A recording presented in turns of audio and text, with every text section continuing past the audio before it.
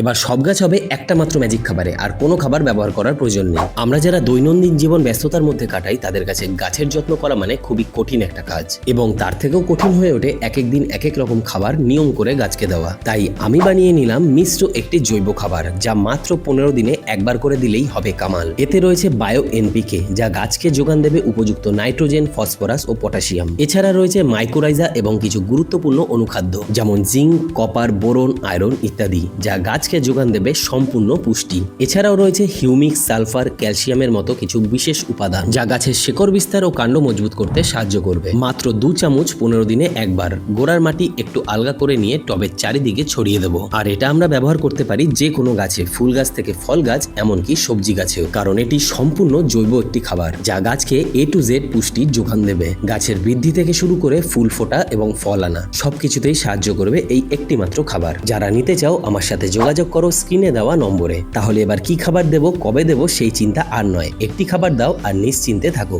ভিডিওটা ভালো লাগলে একটা লাইক করে যেতে কিন্তু ভুলো না।